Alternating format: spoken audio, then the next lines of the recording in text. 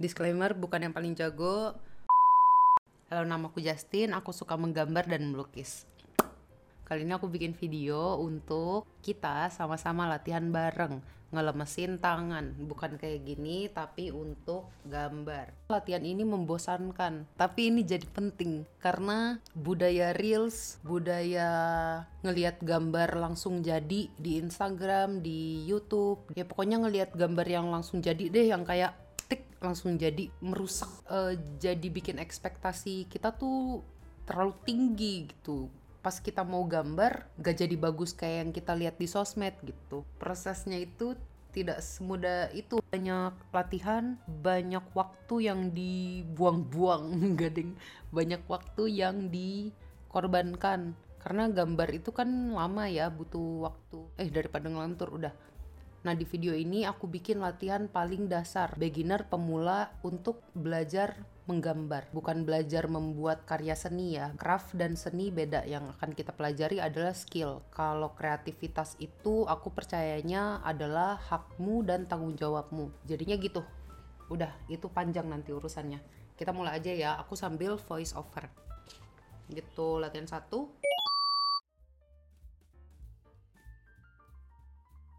Sinkronisasi tangan dan mata. Yang tadi aku jelasin, kita kebiasaan ngelihat gambar langsung jadi di sosmed. Contohnya kayak gini misalnya, nah pas kamu lihat kan, oh udah jadi, wah dia bisa gambar gitu, talenta, wow. Padahal cuma portrait doang gitu. Yang bikin biasa aja, bukan talenta, bukan dari lahir. Nah, latihan-latihan ini tuh tujuannya adalah melatih kontrol arah tarikan garis. 2. Melatih kontrol tekanan pensil pada kertas. 3. Mengubah kebiasaan cara memegang pensil untuk menulis versus untuk menggambar. Nih, di sini aku kasih contoh ya. Halo, nama saya Justin. Ini kan tangan kita kalau menggenggam pensil ya. Nah, sedangkan kalau misalnya kita menggambar itu megangnya biasanya orang-orang kayak gini, lebih loose, lebih relax tangannya, biar garisnya lebih fleksibel. Dan kebalikannya nih, pegangan kayak gini dipakai untuk nulis tuh nggak enak. Nah, ini cara pegangnya. Ada lagi satu lagi, pakai jari kelingking untuk jadi penstabil, stabil, sama kayak gini juga bisa. Beda ya sama cara megang pensil untuk menulis. Yang keempat, mencicil pembentukan muscle memory pada pergelangan tangan. Yang kita butuhin, 1 buah pensil grafit serutan biasa. Yang kedua, pensil 2B serutan panjang.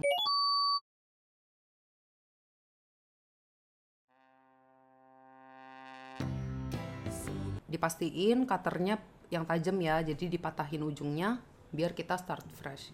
Pensil ini intinya selongsong grafitnya mau dikupas biar kelihatan, terus kita amplas biar pipih. Nah, hati-hati kalau misalnya udah mulai terkupas ya, gampang patah. Tuh, ini amplas yang aku jepret ke papan biar gampang. Nah, kelihatan ya selongsong grafit itu kan dia bundar gitu. Kita pipihin 2 sisinya. Terus ujungnya kita tajemin. Sama pakai amplas juga. Amplasnya tuh yang 120 kayaknya ini ya. 120 apa 80, kayak 120 deh. 120. Dan nah, kalau udah runcing begitu, udah tinggal dirapiin aja sudut-sudutnya, terus dihalusin pakai amplas yang lebih halus. Yang ini aku pakai kalau nggak salah 150 ya. Dilap, dites, di kertas udah enak apa belum. Udah deh, begitu cara nyerut pensil panjang. Lanjut. Mulai dari halaman pertama. Lembar latihan ini bisa di print ya. Linknya, link downloadnya aku taruh di bawah ya, di description box. Sama jangan lupa set timer 40-45 menit. Jadi nggak kelebihan. Kalau kelebihan nanti kamu dicariin, nggak ada suaranya. Udah. Terus udah deh. Latihan pertama. Latihan pertama ini pemanasan tangan intinya. Melatih kontrol arah tarikan garis. Dari kiri ke kanan. Instruksi. Sambungkan 2 titik dengan 1 tarikan garis. Bosen kan? Kayak apa apaan sih, ngapain ini.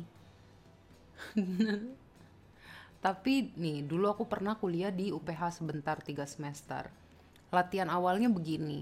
Diisi juga latihan awalnya begini. Pasti ada tujuannya kan, yaitu tadi melatih stabilitas, melatih konsistensi tekanan tangan, sinkronin tangan, mata sama pikiran kita gitu. Misalnya kita nggak terbiasa, melenceng-melenceng tahu. Padahal kan gambar intinya kita mark making, membuat garis-garis kan, membuat tanda-tanda lah. Kalau misalnya tangan sama kepalanya belum nyambung, bagaimana? Nah makanya latihan ini jadi penting.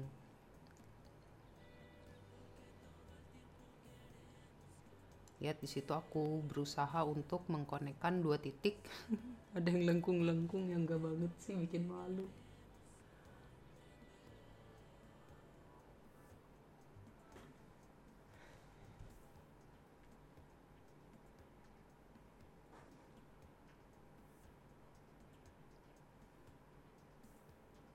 Sebelahnya juga sama.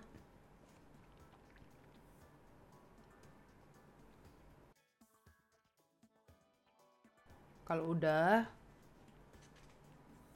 next kita lembar berikutnya ya. Ini udah selesai.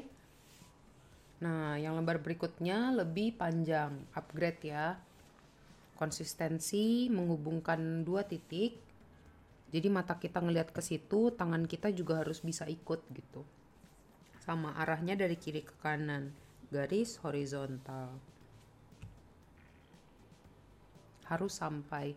Kalau di jurusan arsitektur sama DKV tuh garisnya harus lurus. Nah, kalau seni murni tuh enggak. Seni murni tuh lebih ekspresif ya. Jadi di sini kita longgarkan saja. Tujuannya tuh adalah konekin gitu. Kalau arsitektur kan soalnya bikin bangunan, kalau misalnya miring-miring robo. Sotoy ya Justin, bukan sotoy ya, emang kayak gitu. Nah ini dibikin ya, set. Ini cuma nah latihan-latihan yang ada di lembar ini tuh nggak mesti dijadiin satu sesi sendiri. Jadi kalau misalnya kita mau ngegambar, sebelumnya bisa ini kayak konekin garis, tarik-tarik garis di kertas buat ngelemesin sendi pergelangan tangan sama sendi bahu. Itu boleh, nggak mesti satu paket ini semua dilakuin, nggak, satu-satu boleh. Nah yang lembar berikutnya aku bikin dari kanan ke kiri. Sambungkan 2 titik dengan satu tarikan garis dari kanan ke kiri. Next, nyambungin 2 titik dari atas ke bawah. Ini pas aku coba tuh ternyata aku baru sadar, aku tuh kebiasaan sudah lebih familiar dari kiri ke kanan, terus arahnya ke atas, harus miring. Kalau lurus begini aku juga nggak bisa nih, nggak tahu kenapa. Dan ternyata aku kalau nulis harus miring, jadi agak struggling nih. Semoga latihanmu lancar ya.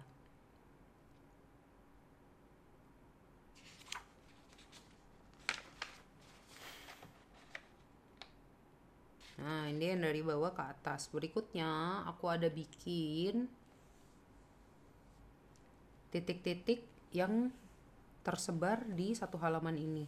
Tugasnya adalah arahnya bebas, ngekonekin titik-titik ini. Boleh garis-garis pendek, boleh garis-garis panjang. Connect the dots. Betul. Sama. Langsung ya, langsung di skip aja. Nah, yang berikutnya itu bikin lingkaran-lingkaran. Ini kita pakai sendi bahu ini. Atau pakai ini juga boleh sih. Tapi kalau garis lengkungnya semakin besar garis lengkungnya, pakai ini aja lebih enak.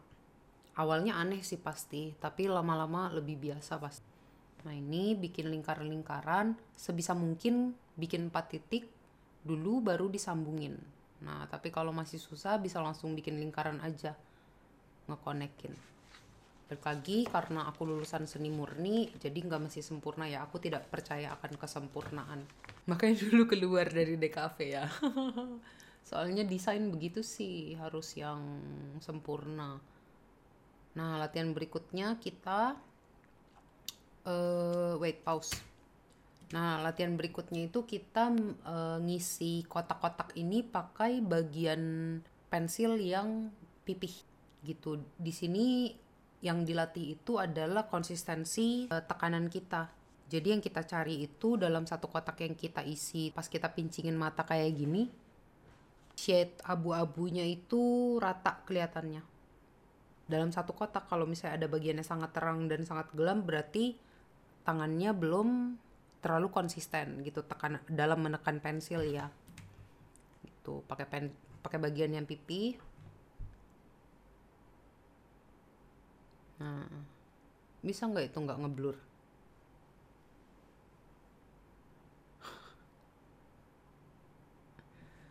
Siapa yang kalau duduk suka ini? Suka gitu. Jangan ya. Nah, ini diisi lembarnya sekonsisten mungkin tekanan pensil ke kertasnya.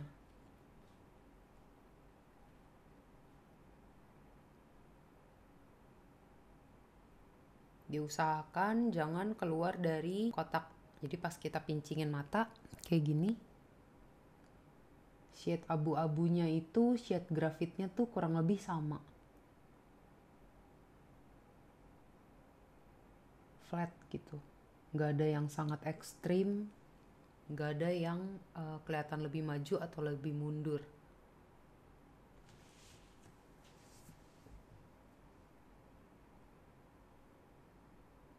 Udah, lanjut deh semuanya. Nah, tadi kan ini udah. Next, latihannya itu adalah bermain tebal tipis garis. Mengenali karakter garis dari masing-masing sisi pensil panjang. Jadi kan pensil panjang itu ada bagian-bagiannya tuh. Dilihat ya di layar nih. Ada bagian yang sangat tajam, ada bagian yang pipih, ada bagian yang lebar. Semua bagiannya itu bisa dipakai untuk menggambar. Di lembar ini kita kenalan nih. Pensilnya kalau misalnya ditariknya kayak gini, dia hasil garisnya setebal apa. Gitu. Nah, ini berkenalan intinya dengan tebal tipis garis ketika kita nariknya sambil diputar pensilnya. Nah, ini kan kelihatan ya garisnya yang tipis sama yang tebal.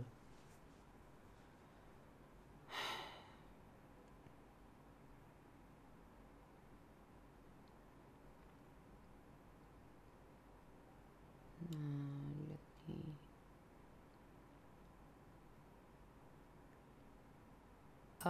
Kenalan sama flow tangan sama pensil sama masing-masing garis yang dihasilkan tiap-tiap bagian mata pensil panjang.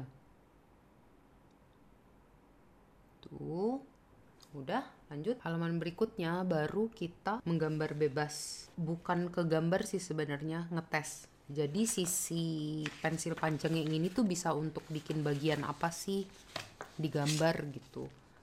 Kalau garisnya lebar itu bisa dimanfaatin untuk bikin apa. Jujur pas gambar gak kepikiran gambar apa. Terus aku ini deh drawing from memory. Nah, kelihatan ya pensil panjang ini sangat fleksibel dia. Fleksibel, kamu bisa bikin garis-garis yang tipis, arsiran-arsiran yang lebar-lebar gitu buat ngisi.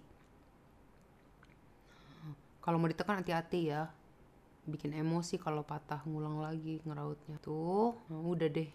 Selesai kita latihan pemanasan tangannya untuk sinkronin tangan, mata, sama apa yang kita mau. Terima kasih sudah menonton. Semoga ramblingku ada yang bermanfaat. Sampai ketemu di video selanjutnya, video gambar-gambaran selanjutnya. Selamat malam, pagi, siang, atau sore.